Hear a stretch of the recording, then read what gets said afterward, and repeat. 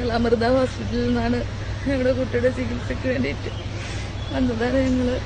മോന് വെന്റിലേറ്ററിലാണ്. 4 cardiac arrest കഴിഞ്ഞു. ജീവിതത്തിലേക്ക് തിരിച്ചു വരികയാണ്. ഇനി ഞങ്ങൾക്ക് 1 മാസം കഴിഞ്ഞ് ഞങ്ങൾ ഇവിടെ ഹോസ്പിറ്റലിൽ ഇനി ചികിത്സയ്ക്ക് ഞങ്ങളുടെ കയ്യിൽ കാശില്ല. അതുകൊണ്ട് നിങ്ങളെ കഴിയുന്ന സഹായങ്ങൾ നിങ്ങൾ ചെയ്യുക. ഞങ്ങളുടെ കുഞ്ഞിന്റെ ജീവന് വേണ്ടി നിങ്ങളുടെ മുന്നിൽ ഞങ്ങൾ യാചിക്കുക. ഞങ്ങളെ കൈവിടരുത്. കുട്ടിയുടെ ഉപ്പയാണ്. നിങ്ങളാ കഴിയുന്ന സഹായം ചെയ്യുക.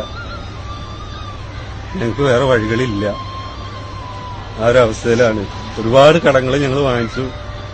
ഒരുപാട് കടങ്ങളും കാര്യങ്ങളൊക്കെ വാങ്ങിച്ചു കൂട്ടിയിട്ട് അവനെ രക്ഷിക്കാൻ വയ്യാത്തൊരവസ്ഥ വന്ന് അമൃത ഹോസ്പിറ്റലിൽ കൊടുന്ന് 41 ദിവസങ്ങളായി വെന്റിലേറ്ററിൽ ഒരുപാട് കാര്യങ്ങൾ അതിജീവിച്ചവൻ വന്നു. നല്ല മനസ്സായ ആളുകളുടെ സഹായം ഉണ്ടാവണം.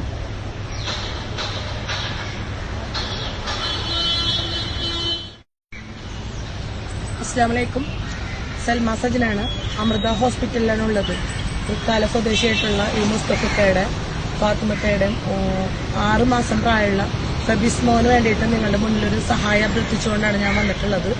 ഏകദേശം 6 മാസത്തോളമായി ഈ കുഞ്ഞ് ജീവിതത്തോട് മല്ലടിച്ചുകൊണ്ടിരിക്കുകയാണ്.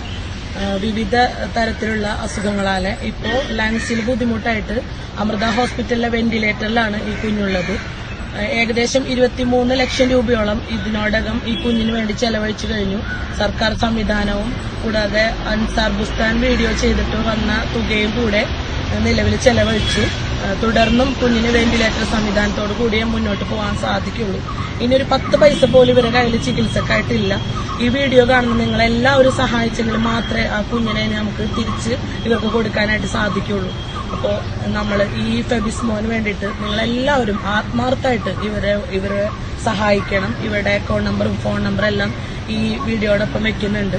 അപ്പോൾ ഈ മുസ്തഫയ്ക്കെയും ഫാത്തിമത്തെയും നമ്മളെല്ലാവരും നമ്മളെ കുഞ്ഞു മോനായി കണ്ടുകൊണ്ട് ഫെബിസിനെ സഹായിക്കുക എന്നുള്ളത് നമ്മുടെ കർത്തവ്യമാണ്. അപ്പോൾ നിങ്ങൾ ഈ വീഡിയോ പരമാവധി എല്ലാവരും ഷെയർ ചെയ്തുകൊണ്ടും മാക്സിമം സഹായങ്ങൾ എത്തിക്കണമെന്ന് ഞാൻ ഒരിക്കൽ കൂടി അഭ്യർത്ഥിക്കുകയാണ്.